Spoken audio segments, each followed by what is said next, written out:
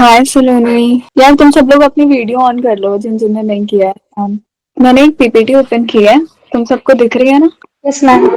मैं तुम लोग को कुछ क्वेश्चंस देती हूँ और विद इन 2 to 3 मिनट्स तुम लोग सब लोग जल्दी से मैसेज करो। मैसेज का ऑप्शन आ रहा होगा ना तुम्हारे पास? यस दी। हाँ। तो तुम लोग ये बताओ कि तुमने डिसाइड कैसे किया कि तुम्हें नीट ही करना है। बताओ, कुछ तो रीजन होगा सबका अपना अपना। फैमिली के फर्स्ट डॉक्टर होंगे श्वेता सिंह। तुम्हें पता है, मैं भी फर्स्ट डॉक्टर हूँ, दोनों साइड से। मदर साइड फैमिली में भी और फादर साइड फैमिली में। So it feels very proud. I want that my existence will help someone. Nice actually. Okay.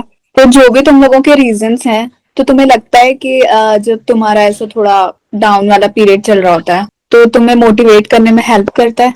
सबके पास अपना ऐसा ऐसा रीजन होता है, लिख नहीं रहोगे तुम लोग, बट फिर भी जो तुम्हें मोटिवेट करे। तो सबसे पहले तो ये देखो, तुम अपना टाइम ना, बहुत कम टाइम रह गया है, तो तुम अपना टाइम इधर उधर मोटिवेशन में वेस्ट मत करना, फालतू की वीडियोस देखने में। अपना मोटिवेशन तुम खुद अपने अंदर ढूंढो ना।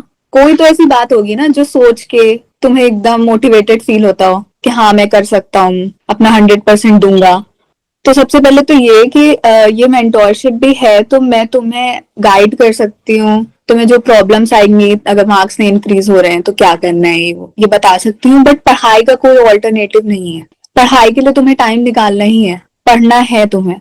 तो इंस्टेड ऑफ अपना टाइम वेस्ट करने का इधर यूट्यूब पे स्ट्रैटेजीज, बहुत सारी स्ट्रैटेजीज वीडियोस देखने में, मोटिवेशन वीडियोस देखने में, इसमें टाइम मत वेस्ट करना अपना भी। ठीक है? मेन मोटिव यही था फर्स्ट क्वेश्चन का। Next question. सब अपना ड्रीम कॉलेज लिखो और अभी क्या स्कोर आ रहा है, अभी टेस्ट में, अभी तक के, और अभी क्या स्कोर आ रहा है, किस रेंज में मार्क्स आ रहे हैं, वो लिखो। तो मैक्सिमम बच्चे अराउंड 500 मार्क्स वाले हैं, कुछ 600 प्लस हैं। फिजिक्स टफ लगता है। कितना स्कोर आ रहा है फिजिक्स में आना? और ओवरऑल स्कोर कितना है टोटल? केमिस्ट्री टफ लगता है। क्या स्कोर है? अपना टफ सब्जेक्ट के साथ उसका स्कोर भी डालो और टोटल डालो। 400 समथिंग आ जाए। तो यहाँ ना, तुम्हें नहीं लगता ऐसा कि सिर्फ फिजिक्स की वजह से नहीं तुम्हारे मार्क्स कम हो रहे हैं? अगर तुम्हें फिजिक्स लगता है टफ लगता है, तो बाकी सब्जेक्ट अगर सही भी लगते हैं तो उसमें भी इसका मतलब स्कोर कम है। तो आई थिंक तुम्हें इस टाइम पे जो तुम्हें अच्छा लगता है, जो तुमसे हो पाता है पढ़ने के बाद, जिसके मार्क्स इंप्रूव हो सकते हैं, तो पहले उस पर ध्यान दो। और साथ ही साथ फिजिक्स को थोड़ा थोड़ा, लाइक एक साथ पूरा करने की कोशिश मत करो। अगर 50-70 मार्क्स आ रहे हैं तो इसका मतलब काफी टॉपिक्स, चैप्टर है कंसेप्ट मिसिंग, जो हाई यील्डिंग टॉपिक्स हैं। अभी लास्ट में मॉडर्न फिजिक्स वगैरह चल रहा होगा, तो फिजिक्स में वो बहुत स्कोरिंग होते हैं, तो इतना ज्यादा टफ नहीं होता है। और गलती क्या करते हैं बच्चे की, कोर्स कंप्लीट करना है जल्दी जल्दी ताकि हम टेस्ट दे सकें, इसलिए वो लास्ट का पार्ट अच्छे से पढ़ते ही नहीं है। तो बहुत ऐसे हरी में मत करो लास्ट वाला पार्ट। ठीक है, थोड़ा टाइम लग जाएगा, टेस्ट भी साथ में देते रहो, थोड़ा बैकलॉग हो जाएगा, कोई बात नहीं, धीरे धीरे कवर कर लेना।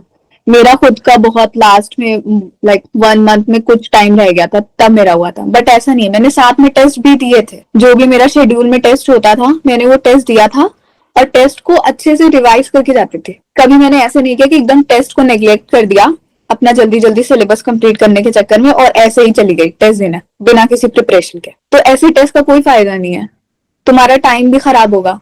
तुम जो टेस्ट देने जा रहे हो, तुम उसके अपने अपने आप को एकदम प्रिपेयर करके जाओ जैसे कि तुम वो सब्जेक्ट्स का टेस्ट नीट में देने जा रहे हो, अच्छे से, कि अपना 100% देना है। टेस्ट साथ में अगर दे रहे हो तो सिलेबस कंप्लीट करने के चक्कर में टेस्ट को निग्लेक्ट मत करना, उसको अच्छे से रिवाइज करना है तुम्हें। और अगर तुम्हारा किसी भी टॉपिक्स का जल्दी जल्दी 2 बार टेस्ट हो रहा है, तो ऐसा मत करो कि अभी तो मैंने पढ़ा था, अब मैं फिर से क्यों रिवाइज करके जाऊं, बायो तो मेरी अच्छी है, 1-2 क्वेश्चन नहीं हुए तो क्या हुआ, अभी अभी तुमने पढ़ा तो कोई बात नहीं।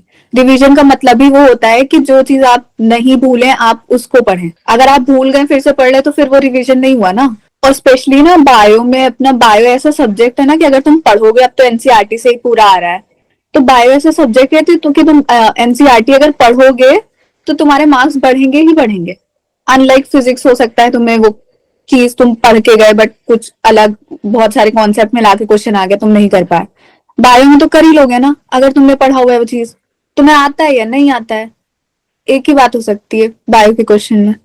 और बायो से ही जानते हो रैंक अच्छी होती है। सेम मार्क्स पे बायो के मार्क्स दूसरे बच्चे के ज्यादा है, तुम्हारे कम है, तुम्हारी रैंक खराब हो जाएगी।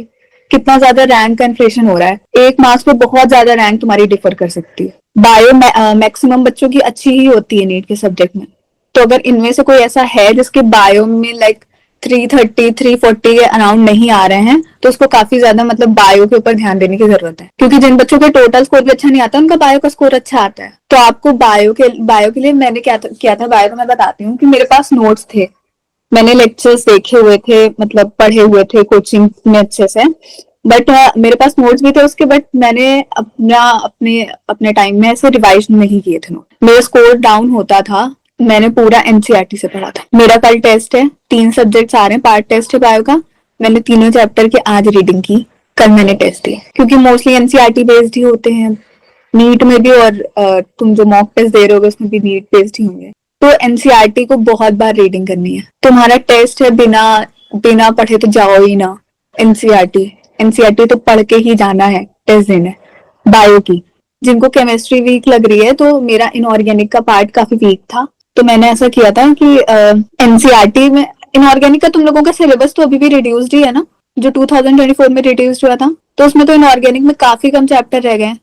केमिकल बॉन्डिंग क्या है वो तुम्हारा रटने वाला नहीं है, तो अगर तुम उसको एनसीईआरटी से स्किप भी कर दोगे तो इतना नहीं चलेगा, अगर तुम्हारे कॉन्सेप्ट उसके स्ट्रॉन्ग है, बेसिक स्ट्रॉन्ग है। बाकी जो चैप्टर्स हैं लाइक डी ब्लॉक का वेटेज बढ़ गया, क्योंकि बाकी हट गए इनऑर्गेनिक के काफी चैप्टर्स, बहुत सारे रटने वाले चैप्टर्स खराब खराब वाले हट गए, जो मुझे भी बहुत टफ लगता था रटना, और कुछ ही बचे हैं, तो उसकी कई बार एनसीईआरटी रीडिंग कर लो। एक बार में याद नहीं हुआ, क्योंकि इनऑर्गेनिक केमिस्ट्री एनसीईआरटी बहुत बेकार है, तो उसको कई बार तुम्हें पढ़ना पड़ेगा, उसके क्वेश्चंस लगाने पड़ेंगे।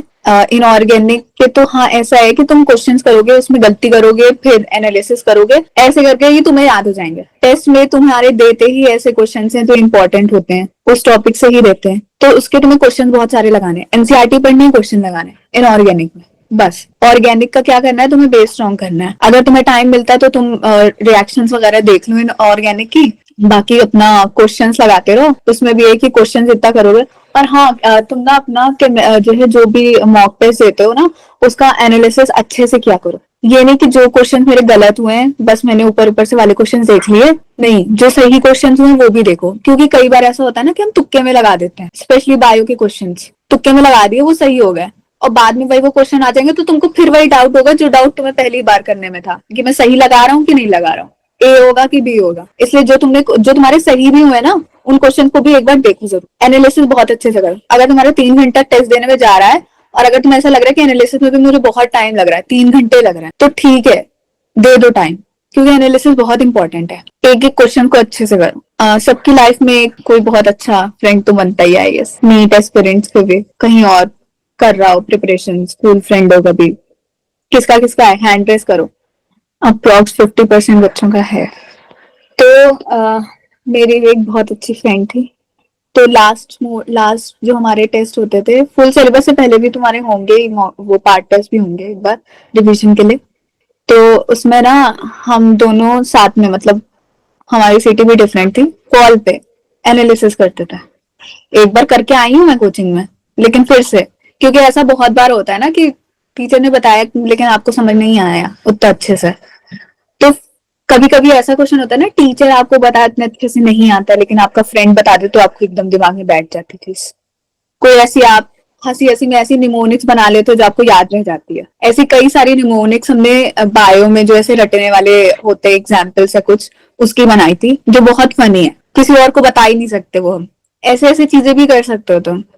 हमें पता है कि वो सेम क्वेश्चन 2-3 बार हमारे टेस्ट में आ गया, हम हमेशा गलत कर देते हैं, हम भूल जाते हैं, हम उस टाइम रट लेते हैं फिर हम भूल जाते हैं। तो हमने एक बार ऐसी उसकी निमोनिक्स बनाई कि फिर उस बार हम भूले ही ना, और वो क्वेश्चन नीट में भी आया है, तब हमारे दिमाग में क्लिक कर जाता कि हाँ वो हमने बनाया था, वो स्माइल आ जाती है आपके फेस पे, यार ये तो आता है मुझे क्वेश्चन। तो अगर ऐसा आपका रटने वालों में ऐसा लग रहा है कि कोई क्वेश्चन ऐसा है जो हाँ इंपॉर्टेंट है, इसके एग्जाम्पल्स आते हैं, बार बार आ रहे हैं क्वेश्चन में, बार बार मेरे गलत हो रहे हैं, तो ऐसे भी कर सकते हैं आप रटने वाले चीजों के निमोनिक्स बना लो। जरूरी नहीं दूसरे ने जो बनाया है वही तुम यूज करो, तुम अपना ऐसा बनाओ जो तुम्हें याद रहे, एकदम याद रह जाए हमेशा के लिए। 2 महीने भी पहले तुम देख रहे हो, 2-3 महीने, तो अगर तुम फिर से ना भी पढ़ो तो मैं नीट में अगर वो क्वेश्चन आए तो तुम कर लो। रटने वाले क्वेश्चंस को तो एनालिसिस करके ऐसे याद करो कि दोबारा वो सेम क्वेश्चन आए तो तुम मतलब हो ही ना गलत। बाकी 500 मार्क्स जिनके आ रहे हैं 500 की रेंज में, 450 550, तो काफी अच्छा कर सकते हो यार तुम लोग, अभी भी बहुत अच्छे से इम्प्रूव कर सकते हो। बायो की मार्क्स जिनके कितने आ रहे हैं लगभग बायो में, बताओ तुम लोग पहले अपना मैसेज करो सब। बाकी सब वीडियो भी नहीं ऑन किया, इंटरेक्टिव नहीं लग रहा है यार सेशन, ऐसा ना लगे ना कि मैं खुद से बात कर रही हूँ। जानवी 320 330 वेरी क्लोज, अच्छा है। लाइक 30 नंबर पढ़ा लोगी तो सोचो तुम, ओवरऑल में फर्क पड़ेगा ना। 345 355 अच्छा है, मेंटेन रखो। 250 प्लस 290 प्लस। मेरे ना बायो में फुल नहीं आते थे कोचिंग के मॉक टेस्ट में, क्योंकि वो लोग आउट ऑफ एनसीईआरटी भी क्वेश्चन डालते थे, तो जो वो क्वेश्चन डालते थे वो मैं रट लेती थी। बाकी मैं पढ़ती एनसीईआरटी से थी, और नीट में आया भी सारा एनसीईआरटी से। आ भी जाएगा तो क्या, एक दो ही तो आता है बाहर से, वो भी जरूरी नहीं है ना आप जो पढ़ के गए हो वही आ जाए आउट ऑफ एनसीईआरटी वाला। तो पहले तो ये ट्राई करो कि एनसीईआरटी का कोई भी क्वेश्चन गलत ना हो। अगर ये वाले लेवल पे पहुंच गए हो तो उसके बाद देख लो फिर आउट ऑफ एनसीईआरटी वाला। तो मोस्ट डिफिकल्ट सब्जेक्ट, एक काम और करना ना तुम लोग, स्क्रीन पे जो तुम्हें एक्टिविटी दिख रही है, तो ये तुम लोगों को करना है, एक पेन पेपर पे लिख के मुझे भेजना फोटो व्हाट्सएप पे। सब लोग ने मेरा नंबर सेव कर लिया ना, जिसने नहीं किया है वो प्लीज आज ही कर लेना सेव। और सब लोग ना मुझे ये भेजना जो एक्टिविटी मैं तुम्हें दे रही हूँ, तुम्हें स्क्रीन पे दिख रही होगी, पेन पेपर पे तुम्हें लिखना है तुम्हें क्यों नीट क्रैक करना है, तुम्हारे पेरेंट्स ने क्या सेक्रीफाइसेस किए। सबको फील होता होगा ना, पेरेंट्स बहुत सेक्रीफाइस कर रहे हैं, पेरेंट्स को बहुत होप्स हैं, तो सोचो तुम्हारा हो जाता है तो क्या फीलिंग होगी उनकी। मैंने ये चीज फील कर ली, अब तुम्हारी बारी है और तुम कर सकते हो।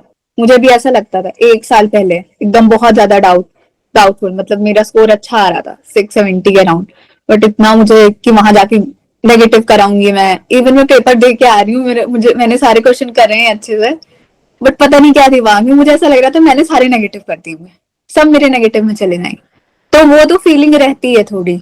उसके बाद भी हो गया ना, मेरा 706 स्कोर था, तो हो जाएगा, तुम्हारा भी हो जाएगा। वो उस टाइम पे बहुत डर लगता है, लास्ट मोमेंट है, अभी कुछ मंथ रह गए बस। बता दो थोड़ा खुद को, कैसे सबको लगता है डर, तब भी आ जाते हैं उनके मार्क्स, तो तुम्हारे भी आ जाते, अच्छे से देना है बस। मेरा एक क्वेश्चन बबलिंग मिस्टेक हुई थी ओएमआर की, तो मैं चाहूंगी कि तुम सभी अपने दिमाग में बैठा लो कि तुम्हें नहीं करनी है। एक क्वेश्चन से बहुत फर्क पड़ जाता है कॉलेज बदल जाता मेरा एक क्वेश्चन से। तो बहुत अच्छे से ध्यान रखना कि ये गलती नहीं करनी है, आता वो क्वेश्चन गलत नहीं करके आना है। इसका स्क्रीनशॉट ले लो तुम लोग, जो स्क्रीन पे आ रहा है एक्टिविटी। तुम सबको मुझसे क्या क्या एक्सपेक्टेशंस है, मुझसे क्या क्या चाहते हो, मैं एक एक का नाम बोलूंगी, फिर तुम लोग अनम्यूट करना और मुझे बताना इन शॉर्ट सबका, ताकि मैं चलो। आनंद साहू, आनंद साहू ने मीटिंग ही लेफ्ट कर दी बताने के ना बताने के चक्कर में चलो नेक्स्ट जानवी। मैम, मैं ये एक्सपेक्ट कर रही हूँ कि मुझे पता है कि मुझे क्या करना है, कि पीवाई क्यूज करने हैं, डीपीपी करनी पता है, बट वो कैसे एग्जीक्यूट करना है वो नहीं पता। लाइक डे का प्लान कैसा होना चाहिए वो करने में थोड़ा दिक्कत है, कि आज क्या करना है ये करने में थोड़ा दिक्कत होता है। तो मैं चाहती हूँ कि आप अगर आप टू डू लिस्ट अगर दे देंगे तो ये ज्यादा अच्छा होगा। अच्छा okay, now next Saloni Chaudhary. Good evening ma'am. Good evening.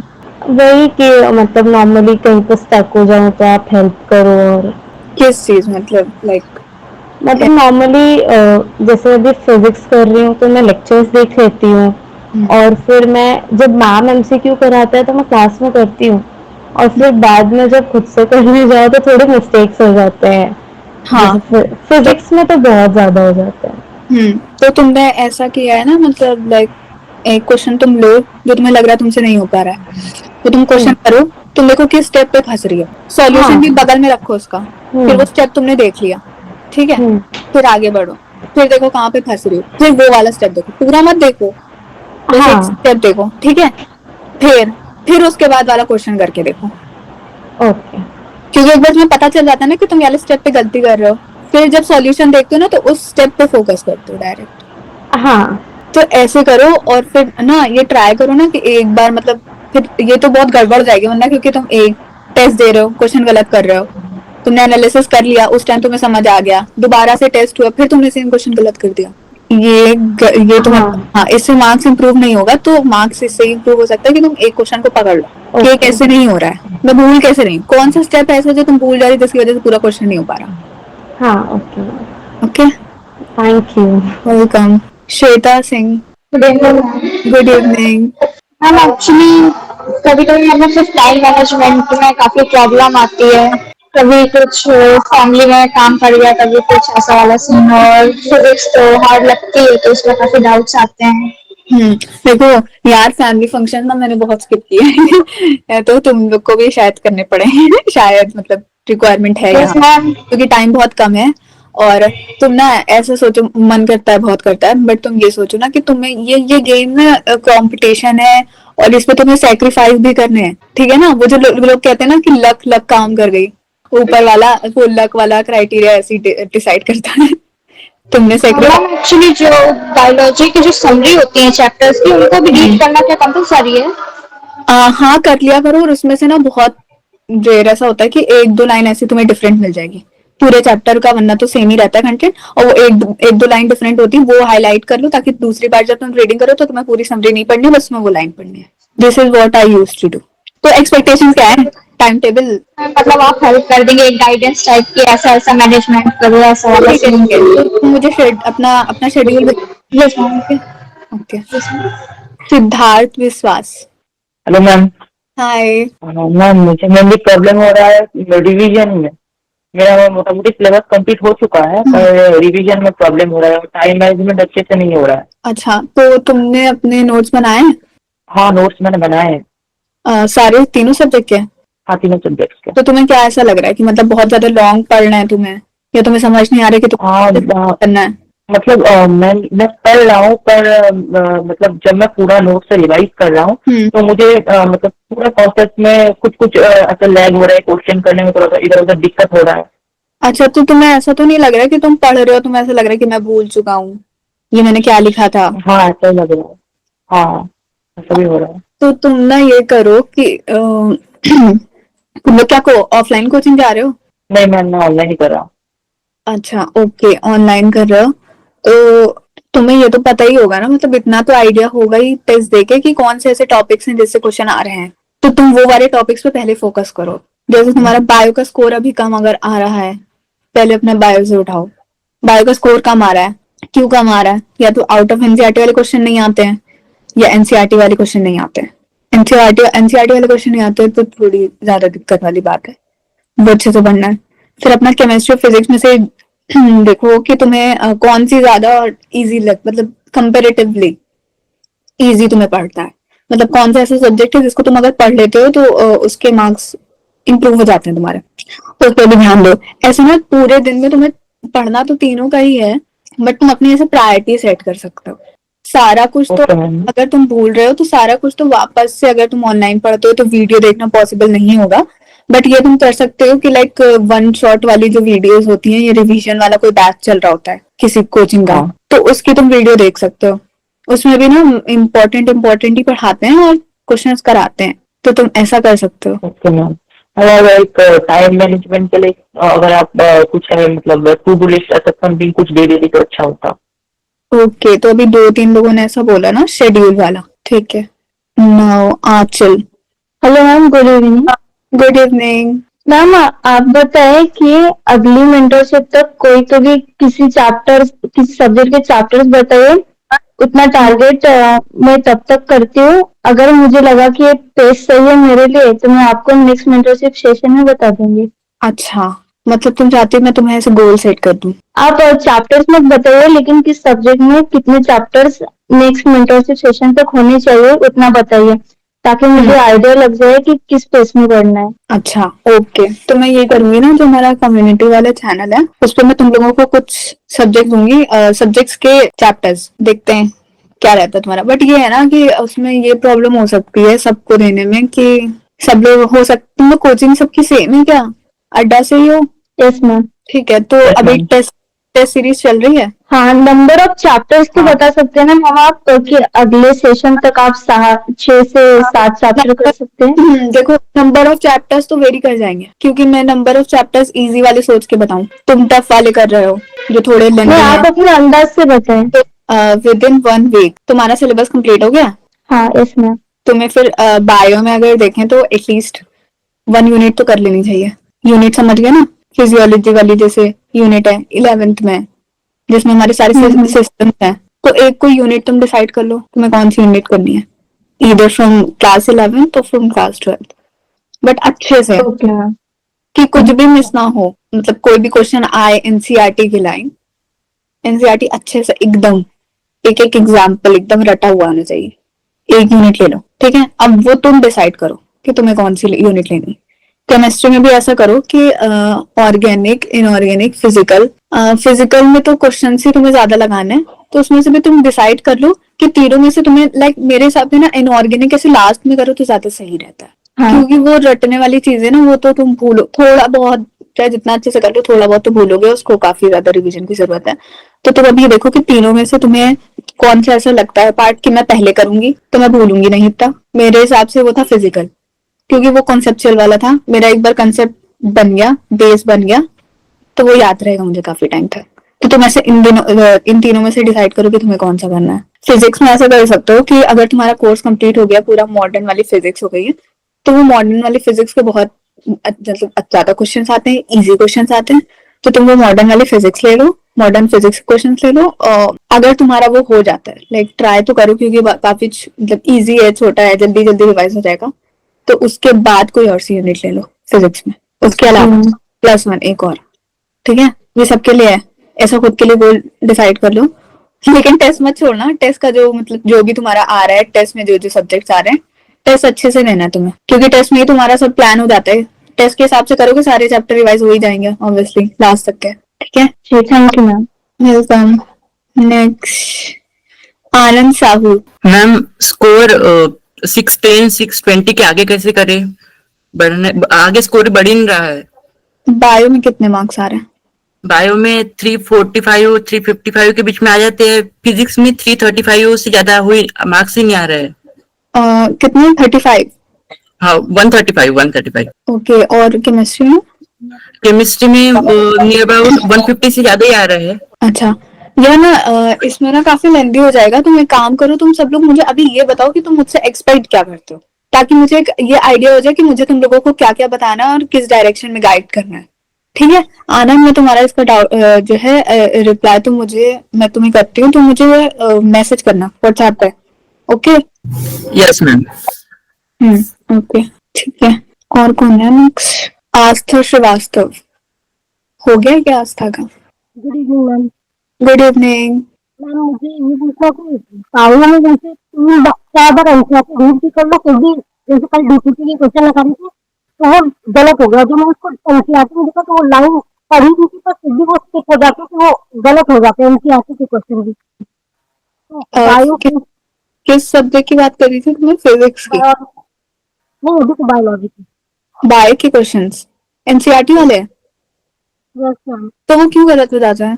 Like तुम्हें आते नहीं होते हैं या तुमसे आते हुए गलत हो रहे हैं? मैम ये तो मैंने अगर अब पूरे भी साल के बाद तो 3 से 4 बार एनसीईआरटी तब तक पढ़ ली होगी, पर फिर भी जब दोबारा करने की कोशिश करते हैं तो फिर वही वाले फिर से गलत हो जाते हैं। या तो फिर हाँ, तो वही ना, उसका मैंने तुम्हें ट्रिक बताया ना बायो में, कि तुम ऐसे निमोनिक सेट करो। जरूरी नहीं है कि बहुत सारे चीजें कुछ टेबल में है तो तभी तुम उसका निमोनिक बना रहे हो। कोई ऐसा एग्जाम्पल है जो तुम भूल जाते हो, एग्जाम्पल का नाम पहले तुम्हें याद करना है, और वो एग्जाम्पल किसका है वो भी तुम्हें याद करना है। ऐसा ना हो कि फिर एग्जाम्पल का सिर्फ नाम याद आ रहा है, किसका एग्जाम्पल था वो याद ही नहीं आ रहा है। तो तुम्हें ऐसी निमोनिक्स खुद से बनानी है। मैं तुम्हें कुछ निमोनिक्स बना दूंगी, ऐसे बहुत सारे तुम्हें निमोनिक्स ऐसे तो यूट्यूब पे मिल जाएंगे, बट वो निमोनिक्स तुम्हें याद नहीं रहेंगे। जो तुम्हारे खुद के बनाए हुए होंगे ना वो तुम्हें याद रहेंगे। तो तुम्हें ऐसा लग रहा है कि मेरे ये वाले जैसे एग्जाम्पल्स हैं या कुछ भी है, या ये वाली लाइन है मुझसे बार बार गलत हो रही है, तो तुम कुछ ऐसा, कुछ निमोनिक्स या कुछ भी ऐसा, हाँ मतलब निमोनिक्स ही होगा ऑब्वियसली, बनाओ ताकि तुम मत भूलो। फिर देखो, ट्राई करके देखो, एक एक तुम वैसे खुद से अपना दिमाग लगा के खुद से बना के देखो कि वो क्वेश्चन फिर तुम्हारा गलत होता है कि नहीं होता है। इट विल हेल्प, पक्का, मैंने खुद किया है। और मैम दूसरा कि केमिस्ट्री में ऑर्गेनिक रिएक्शन जो होती है, जैसे वो वाले क्वेश्चन होती है, ये रिएक्शन दिया, रिएजेंट देगा, फिर ए बना, फिर बी बना, इस वाले में बहुत ज्यादा प्रॉब्लम होती है। क्योंकि ना उसमें ये होता है कि सारे अमाइंस वाले चैप्टर का, कार्बोक्सिलिक एसिड चैप्टर का, सबका मिक्स करके वो बनाते हैं। तो उस वाले क्वेश्चन में ऐसा होता है कि आपका अच्छे से सारे सब्जेक्ट्स में बेस स्ट्रॉन्ग है, मतलब बेसिक तो आता ही हो आपको, मतलब जो इम्पोर्टेंट वाली रिएक्शंस होती हैं, तब आपका अच्छे से हो जाता है। तो उसके लिए तो तुम्हें पढ़ना ही पड़ेगा वो क्वेश्चंस के लिए। हम्म। और फिजिक्स में मैम मतलब कि ऐसे न्यूमेरिकल वही जैसे कि और स्टूडेंट को डाउट था कि मैम हिसाब करते हैं रिवीजन और न्यूमेरिकल तो हो जाती है, तो जो अपने साथ बुक उठा करते हैं तो कम से कम 3-4 बार सही चल रहा होता है, फिर उसके बाद कम से कम लगातार गलत होने लगते हैं, ये आते नहीं है। ठीक है, तो तुम जो मैम तुम्हें क्वेश्चन कराती हो तुम ऐसे नोट कर लो, फिर तुम वो खुद से करके देखो आके, वो तुम्हें नहीं होते हैं तो सॉल्यूशन देखो, या तो फिर जहां पे तुम अटक रही हो वो तुम अपने टीचर से जाके फिर पूछ सकते हो कि मैम अब क्या करना है मुझे इसके बाद। तो तुम्हें एग्जैक्टली समझ में आ जाएगा कि वो फिर वो उस स्टेप से स्टार्ट करेंगे जहां पे तुम अटके। लेकिन तुम फिर वापस से जाओ मैम से बोलोगे मैम मुझे ये क्वेश्चन ही नहीं आ रहा है, तो वो फिर तुम्हें शुरू से सिखाएंगे। तो मतलब तुम्हें एग्जैक्टली खुद भी क्लियर होना है कि क्या चीज मुझे नहीं आती है, ताकि मैम को भी पता चले कि तुम्हें क्या चीज नहीं आती। ऐसे तुम बोलोगे कि तुम मुझे फिजिक्स नहीं आती, तो सामने वाले को नहीं पता चल पाएगा ना कि फिजिक्स में क्या कैसे कहाँ, तुम्हें पूरा नहीं बता सकता। तो तुम्हें पहले भी खुद क्लियर होना है कि क्या नहीं आता फिजिक्स में, ये क्वेश्चन नहीं आ रहा तो इसमें क्या नहीं आ रहा है, कॉन्सेप्ट ही नहीं आ रहा है, या किसी स्टेप पे रुक रही हो, या कुछ मैथमेटिकली ऐसे नहीं हो पा रहा है कुछ कहीं पे। तो ये पहले क्लियर करो खुद को, फिर उसके बाद अपने टीचर से कंसर्न करो। Thank you ma'am. Okay. Mahak Sharma. Hello ma'am, good evening. Good evening महक, बस मुझे जल्दी से तुम ये बता दो कि तुम मुझसे क्या एक्सपेक्ट करती हो। मैम मेरा टाइम मैनेजमेंट नहीं हो रहा है, और जैसे मैं रात में सोने से पहले टू डू लिस्ट बनाती हूँ, तो कभी वो पूरी कंप्लीट हो जाती है, बट कभी कभी उसमें गोल रह जाता है, तो काफी डिमोटिवेटेड होता है। अच्छा, ओके। जानवी। यस मैम, हो गया मेरा। Okay. Himangi. Yes ma'am, good evening. Good evening. Ma'am basic issue तो मेरा टाइम मैनेजमेंट ही है, बट द थिंग इज कि आपको पता होता है ना, आपको कोई देख रहा है तो, या आपको कोई ट्रैक रख रहा है तो आप वो चीज कर लेते हो। हाँ, तो मेरी एक्सपेक्टेशन ये है कि by the end of the day और स्टार्ट ऑफ द डे से पहले आप बस ये ट्रैक रखें कि जो मेरी टू डू है वो कंप्लीटेड है कि नहीं। ओके। याना। हाँ दी, गुड इवनिंग दी। Good afternoon. हाँ दी, वो मुझे एक्चुअली ये पूछना था, जैसे कि सिलेबस मेरा कंप्लीट हो चुका है और एज ए डिटेल में भी हो चुका है और क्रैश कोर्स में भी मतलब मोस्टली बायो हो चुकी है, पर स्कोर में ये है कि 400 तक आता है और 450 तक आता है, तो सिली मिस्टेक्स में क्वेश्चंस मेरे ज्यादा नेगेटिव हो जाते हैं। तो तुम्हारी मुझसे क्या एक्सपेक्टेशंस है? जी एक्सपेक्टेशंस ये है कि मतलब बस सिलेबस हो चुका है, बस एक बार आप बता दो कि अब क्या करना है क्या नहीं करना, कैसे कब फुल सिलेबस टेस्ट देना है, कब पार्ट बेस्ट टेस्ट देना है, कब कैसे क्या करना है। सीरीज ज्वाइन की कोई सी? हाँ जी, मैंने ऑफलाइन ज्वाइन कर रखी है। तो उसका टेस्ट स्टार्ट हो गया इसमें, पार्ट टेस्ट? उसका टेस्ट मैंने अभी रिसेंटली ज्वाइन करी है, तो कल उसका टेस्ट है और कल ऐप में भी है। फर्स्ट टेस्ट है कल? हाँ। ओके, तो तुमने उसका सब प्रिपेयर कर लिया, रिवाइज कर लिया है? हाँ जी, मतलब ऐसे रिवाइज कर लिया है, बस एक बार बायो की एनसीईआरटी करनी है और केमिस्ट्री में पीवाईक्यू और फिजिक्स में भी पीवाईक्यूज कर लिए। ओके, अगर टाइम मिले तो ये करना कि उससे पहले जो तुमने उस चैप्टर्स के जो उससे पहले टेस्ट दिए हो, टेस्ट पेपर तुम्हारे पास हो, तो उनको रिवाइज करके जाना क्वेश्चंस को। ओके दी। कम टाइम हो तो सिर्फ वो रिवाइज करना जो गलत हुए हैं, ज्यादा टाइम हो तो सारे क्वेश्चन रिवाइज करके जाना। ठीक है, पहले बायो से स्टार्ट करना, जो भी उस चैप्टर के टेस्ट में बायो की रिवाइज कर डालना, उसके बाद केमिस्ट्री, देन फिजिक्स, ऐसे ये फॉलो करना, क्योंकि बायो वाले कंप्लीट होता है, उसके बाद केमिस्ट्री, उसके बाद फिजिक्स। हाँ, ये रिवीजन के बाद करना है। ओके। ओके। तेजस्विनी। हाय जी। हाय। मुझे ना मतलब अभी जैसे रिवीजन कैसे करना है वो पूछना था। अच्छा, तो तुम्हारी एक्सपेक्टेशन मुझसे ये है कि मैं तुम्हें एक रिवीजन का शेड्यूल बताऊं, राइट? हाँ। ओके।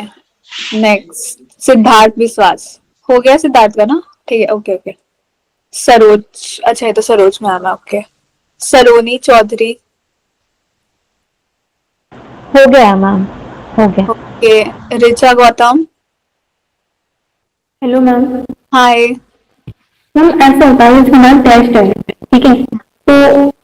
तो हमारा पूरा रिवीजन नहीं हो पाया टेस्ट से पहले, तो वो रह गया।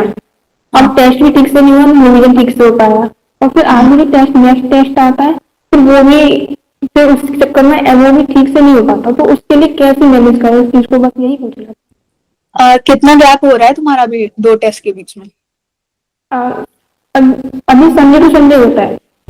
1 हफ्ते का टाइम मिलता है। और तुम रिवीजन करना कब स्टार्ट करती हो टेस्ट के लिए?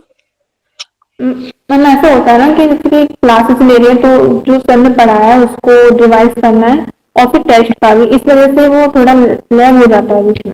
तो टेस्ट का रिवाइज करना कब स्टार्ट करती हो? टेस्ट का रिवाइज करना, टेस्ट के लिए नेक्स्ट टेस्ट है तुम्हारा, उसका रिवीजन 2 दिन पहले। 2 दिन पहले बहुत कम है। तुम एक टेस्ट दे के आए, तुम्हें दूसरे दिन से दूसरे टेस्ट की तैयारी कर लेनी चाहिए। और तुम्हें खुद अपने माइंड में ऐसे बना लेना चाहिए एक शेड्यूल टेस्ट के लिए कि इस सब्जेक्ट में ये चैप्टर्स आ रहे हैं, इसमें मुझे ज्यादा टाइम लगेगा, तो मुझे इसको इतने दिन देना है, ये वाले सब्जेक्ट को इतने दिन देने हैं, ये वाले सब्जेक्ट को इतने दिन देने हैं। और ये वेरी करेगा तुम्हारे सब्जेक्ट्स के अकॉर्डिंग, सब्जेक्ट में कौन कौन से चैप्टर आ रहे हैं उसके अकॉर्डिंग वेरी करेगा। हो सकता है कभी फिजिक्स में इजी आ रहे हो, मतलब जो तुम्हें आते हो, तुम्हें लगता है ये तो बहुत जल्दी रिवाइज हो जाएगा, तो फिजिक्स को कम टाइम देना हो। वही ऐसा हो सकता है कि दूसरी बार फिजिक्स में कुछ ज्यादा हो चैप्टर्स, और ऐसे हो कि जिसे रिवाइज करने में तुम्हें टाइम लगे, तो उसका तो ये तो तुम्हें खुद से डिसाइड करना है, ठीक है। और हाँ, जब तुम संडे को दे आए टेस्ट, तो तुम्हें मंडे से ही तैयारी करनी है। तुम्हें थोड़ा थोड़ा मंडे से पढ़ना स्टार्ट करना है, क्योंकि तुम लास्ट में 2 दिन में नहीं हो पाएगा रिवाइज।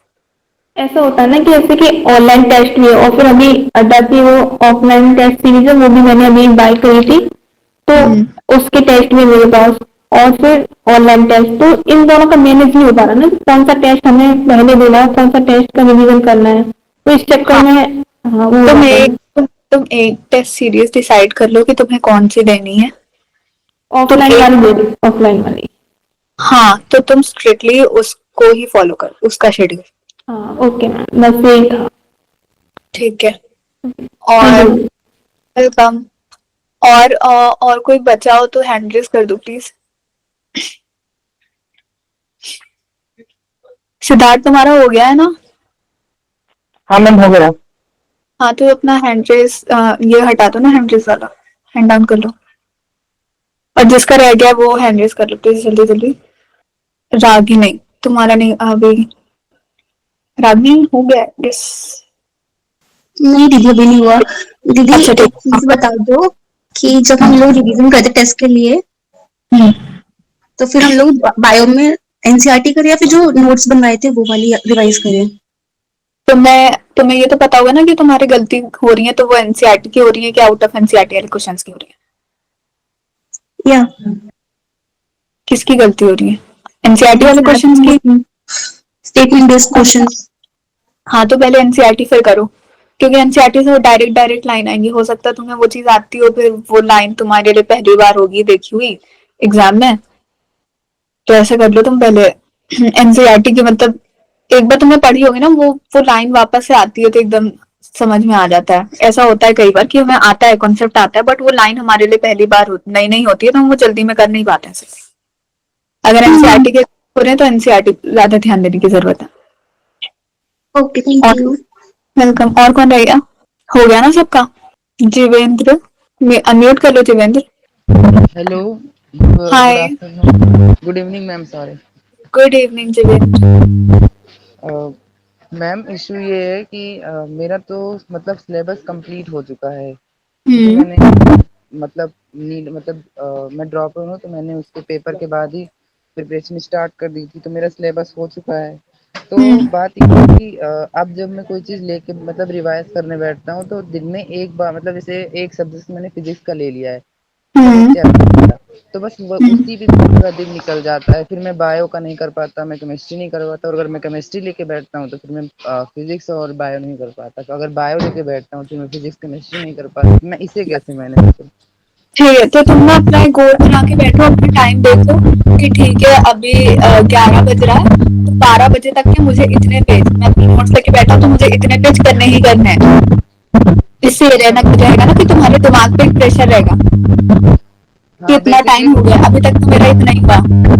बेसिकली टाइम बाउंडिंग रखनी है। हाँ, जैसे ही होता है ना कि मतलब स्कूल में भी तुम्हारे साथ ऐसा हुआ होगा कि पहले से जो चीज नहीं, बहुत टाइम लगता है एक चैप्टर हम पढ़ने में, पूरा दिन निकाल देते हैं, और एग्जाम के एक दिन पहले होता है तो हमारे सारे चैप्टर रिवाइज हो जाते हैं। तो हमारे हम हाँ तो हमारे टाइम बाउंड होते हैं, उससे हमें बस प्रेशर होता है कि हमें इतने टाइम में कल तक के उन्हें चैप्टर्स करने हैं। इसी तरह तुम अपना ऐसे थोड़ा थोड़ा बहुत ज्यादा टाइम मत डिवाइड करो, लाइक एक घंटे का 45 मिनट ऐसे अपने आप को खुद को एक गोल दे दो कि इतने मैं नोट्स लेके बैठा हूँ तो इतने पेज में रिवाइज करूंगा, इतनी देर में करने ही करने हैं मुझे। और मैम मार्क्स तो मुझे पता है मेरे मार्क्स बढ़ जाएंगे जब मैं अच्छे से रिवीजन करके टेस्ट वगैरह दूंगा, क्योंकि पता है क्या होता है, मेरा रिवीजन उतना हो ही नहीं पाता। जैसे 4 चैप्टर्स फिजिक्स के आ रहे हैं तो मेरे 3 ही हो पाते हैं, तो 4 बुक फिर कैसे समझ पाएंगे। तो आपने बताया, मैं उसे फॉलो करता हूँ अब 1 वीक तक, देखता हूँ। मुझे वैसे मुझे लग रहा है होगा बेनिफिशियल, बिकॉज जब मतलब टाइम बाउंड कर लेंगे तो होगा। हाँ ऑब्वियसली। ओके ठीक है, तो मैंने तुम लोगों से ये पूछा इसलिए ताकि मुझे आइडिया हो जाए थोड़ा कि मुझे क्या करना है। ठीक, तो स्क्रीन पे जो तुम्हें दिख रहा है, स्क्रीन शेयर जो मैंने की वो दिख रही है ना, तो मेंटोरशिप का हमारा यही गोल है, पढ़ना तुमको है, टेस्ट तुमको देना है, सब तुमको करना है, ठीक है। लेकिन हम क्या हेल्प करेंगे इसमें कि तुम गलत डायरेक्शन में मत जाओ, जो हमने गलती की है वो तुम मत करो। लाइक टेस्ट छोड़ के हम अपना पढ़ रहे हैं, सिर्फ पढ़े जा रहे हैं, टेस्ट नहीं दे रहे हैं, या पढ़ नहीं रहे हैं, सिर्फ टेस्ट दे रहे हैं, एनालाइज नहीं कर रहे हैं, तो ये सब ना गलत डायरेक्शन पे जाना हुआ। तो मेंटोरशिप का मेन वर्क यही है कि हम तुम्हें एक सही बात बता सकें।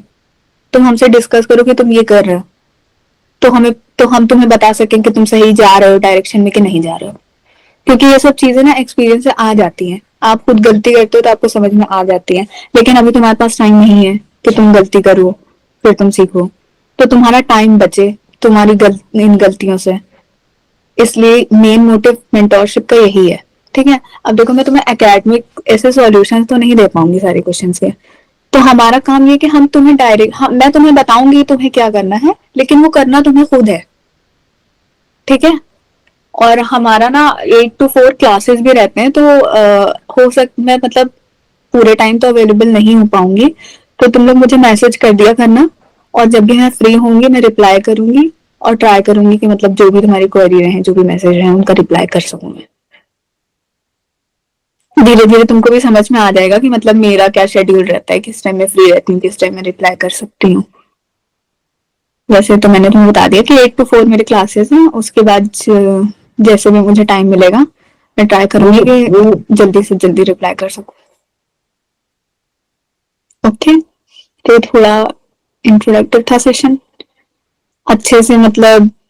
और हाँ ना, एक लास्ट में तुम्हें बता देती हूँ कि बायो में मेरे सिली मिस्टेक्स होती थी काफी, मतलब आते हुए क्वेश्चन मुझसे गलत होते थे, तो उसको मैंने कैसे इंप्रूव किया। तो मैं बायो में ये नहीं ढूंढती थी कि सही आंसर कौन सा है, बायो में ऑप्शन जो दिए होते थे 4, उसके आगे मुझे 3 के आगे रॉन्ग मतलब क्रॉस लगाना है। मैंने अपना मोटिव ये बना दिया था कि मुझे एक सही आंसर नहीं ढूंढना है, मुझे 3 गलत आंसर ढूंढना है। इससे मेरा एक भी सिली मिस्टेक नहीं होता था उसके बाद, क्योंकि बहुत सारे ऐसे क्वेश्चंस होते हैं ना जिसमें आप कंफ्यूज हो जाते हो। नीचे लास्ट ऑप्शन होता है कोई फर्स्ट एंड सेकंड ऑप्शन, और आपने क्या किया, फर्स्ट ऑप्शन देखा कि हाँ सही है, फर्स्ट ऑप्शन टिक कर दिया। ये गलती नहीं होगी। जब आपको पता चल जाएगा ना कि ऐसे मेरे क्रॉस तो सिर्फ 2 पे लग पा रहे हैं, 2 सही हो रहे हैं, या 1 पे ही लग पा रहा है, तो इसका मतलब कि सिर्फ रॉन्ग वाला पूछा है, इसमें करेक्ट नहीं पूछा है। 1 पे क्रॉस लग रहा है, 3 पे टिक लग रहा है, इसका मतलब आंसर होगा हमारा क्रॉस वाला। क्वेश्चन में हमारा नेगेटिव में है कुछ, ठीक है। तो बायो में और केमिस्ट्री के कुछ कुछ थ्योरेटिकल्स में, मतलब जो लाइक ऑर्गेनिक में रिएक्शन वगैरह नहीं, फिजिकल हटा के जो थ्योरेटिकल वाले होते हैं उसमें ऐसे थ्योरेटिकल वाले क्वेश्चंस में जैसे तुम्हें अगर लगे बहुत सारी स्टेटमेंट दी है, तो तुम ऐसे कर लो, ऑप्शंस के आगे क्रॉस लगाओ और टिक लगाओ। सिर्फ एक टिक वाला ढूंढ के नहीं, मतलब टिक लगा दो कि हाँ यही आंसर है। तो बायो में ऐसे सिली मिस्टेक्स कम हो जाएंगे। बस लास्ट एडवाइस यही थी मेरी। आज का सेशन यहाँ पे एंड करते हैं, फिर जो भी दिक्कत हो तो मुझे मैसेज करना। और तुम लोगों ने शेड्यूल का जैसे बोला था, तो मैं ट्राई करूंगी कि ऐसा कुछ बना सकूं, गोल दे सकूं तुम लोगों को, तो वो मैं कम्युनिटी पे पोस्ट कर दूंगी, तुम सबको मिल जाएगा। ओके, चलो फिर बाय।